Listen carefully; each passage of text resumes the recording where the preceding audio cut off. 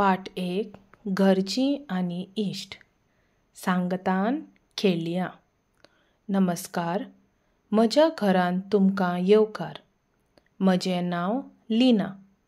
म्हाका 2 भाव, मंजूभाई आनी धाकलो बंटू. भायर लिपचेल्यांनी खेळपाक आमकां आवडटा. लिपचेल्यांनी कशें खेळप जाणात हें तुमी? बंटू वांगडा घरा आमकां लिपचेल्यांनी खेळपाक आवडटा. आमी आंगणांत खेळटात. आमी कितल्याशाच फुलांचे रोंपे आशिल्ले पोरसूं लायला. आमची सोयरीं, इश्ट आनी शेजारी पोरसूं पळोवन येतात. ते थंय बसतात, उलयतात, खबऱ्यो मारतात, फकाणां मारतात आनी हांसतात. केन्ना केन्नाय दीसभराचें काम करून थकले उपरांत म्हजी आई आनी बाबा लेगीत थंय बसून सुशेग घेतात.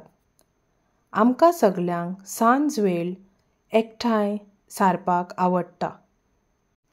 सांगातान गावया. पावसा दिसांनी खेळपाक आमी पोरसांत एक खोप केल्या. थंय बसून आमी खेळटात. पावसांत भायर बसपाक खूब मजा येता. आमी सापशिडी आनी अंताक्षरी सारके खेळ खेळटात. म्हजी आई आनी आजी आमकां च्या आनी भजी करून दिता. आनी आमी सगळीं आज्याच्या सांगाता बसून भजी खातात. खुबशे फावट आजी पावसाचीं गितां गायता. तिणें आमकांय कांय गितां शिकयल्यांत देखून आमी सांगाता गायतात. पावसाचें गीत. पावस आयलो, पावस आयलो. काळीं कुपां मळबांत दाटलीं, ठप ठप थेंबे फुलार पडले, पानार पडले. पावस पडटा सर सर सर, आंग भिजता झर झर झर. कागदाचीं होडीं चल्लीं उदकांत, सवणीं लागलीं पाखां हालोवपाक. मोरान फुलयलो सोबीत पिसारो, डरांव डरांव बेब्याचो आवाज आयलो. पावसाच्या थेंब्यांनी उमेद जागयली, खेळपाक सगळीं भायर सरलीं. म्हजो आजो ल्हानपणांत जे खेळ खेळटालो ते ताणें म्हाका आनी मंजूक शिकयल्यात. तो लेगीत आमच्या वांगडा खेळटा. टॉमी लेगीत आमच्या वांगडा उमेदीन भुक्कत शेपडी हालयत धांवता आनी खेळटा. आमच्या घरांत टॉमीक एक खाशेली सुवात आसा. तो आमच्या घराब्याचो एक वांगडी. म्हज्या इश्टाक लेगीत ताच्या वांगडा खेळपाक आवडटा. मंजू आनी लिना केन्नाच टॉमीक दुखयनात.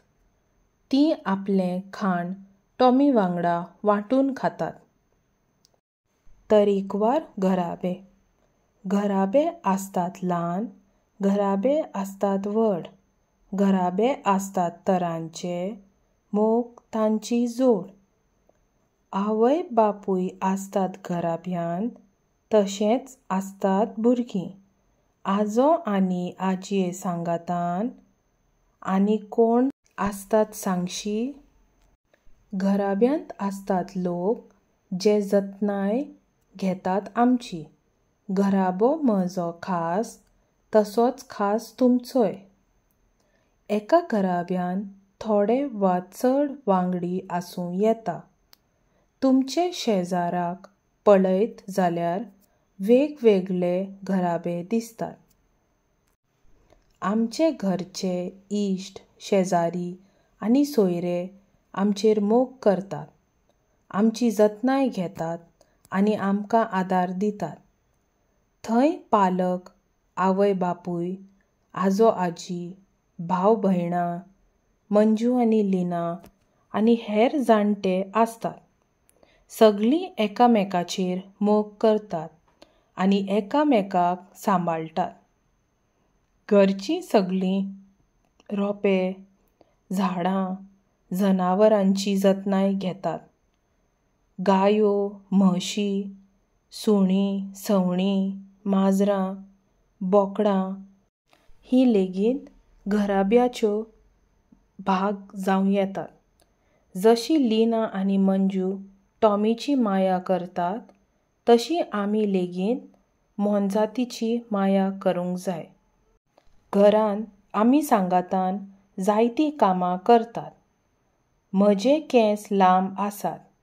म्हजी आजी म्हज्या केंसांत तेल घालता आनी सकाळची शाळेक वतना 2 विणयो घालता. हें करतना ती पद गुणगुणटा. हांव तिजे कडल्यान जायतीं पदां शिकलां. घरांतलें सामान हाडपा पासून रांदपा मेरेन सगळ्या कामांनी म्हजो आवय बापूय एकामेकाक मजत करतात. म्हज्या आज्याक पोरसूं करपाक आवडटा. मंजू भाई आनी हांव आई बाबाक आनी आज्या आजयेक घरांतल्या कामांत थोडी भोव मजत करतात. मंजू भाई भाजयो शिनपाक आनी घर निवळ करपाक आदार करता जाल्यार हांव आज्याक पोरसांत मजत करतां. मुन्नी ही आमची लागींची इश्टीण तें आनी तिची आवय कुसूम मावशी आवयची लागींची इश्टीण पूण भयण कशी. आमच्या शेजराक रावतात. कुसूम मावशी ही एक बऱ्यांतली रांदपी. सणां परबां वेळार ती आमचे खातीर तरेकवार खाशेले जिनस करता. ती आनी मुन्नी सगळ्या परबां वेळार आमगेर आसतात. मुन्नी सोबीत रांगोळी घालता. तें सुकिल्ल्या पानां पासून तयार केल्ले रंग वापरता. कांय वेळार तें पानां आनी फुलां लेगीत वापरता. ताका मजत करपाक म्हाका खूब आवडटा. घरचीं आनी इश्टां वांगडची मजा. सुटी आशिल्ली. आमी सगळीं जाणां आज्या वांगडा बागेंत गेलीं. आमी थंय पावलीं तेन्ना आमच्यो खुबश्यो इश्ट इश्टिणी लगोऱ्यांनी खेळटालीं.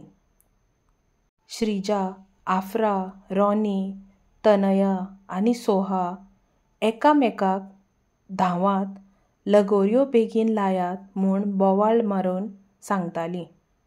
आमी तांचे वांगडा खेळूंक गेलीं. आमी 2 पंगड केले. आज्यान बॉल घेतलो आनी झुजत लगोऱ्यांचेर मारून लगोऱ्यो फोडल्यो. परत लावंक आमी एकदम धांवलीं. श्रीजा, आफ्रा आनी रॉनीन आमकां हारोवपाक आमचेर बॉल मारपाचे यत्न केले. खूब मजा आयली. कांय वेळान आमकां पुरो जालें. आज्यान आमकां थोडो वेळ विसव घेवंक सांगलें. 20 मिनटां उपरांत आज्यान आयस्क्रीम हाडली. काळोख जावंक पाविल्लो म्हूण आमी घरा गेलीं. वांगडा खेळ्ळीं, हांसलीं, खालें अशे तरेन खूब मजा केली.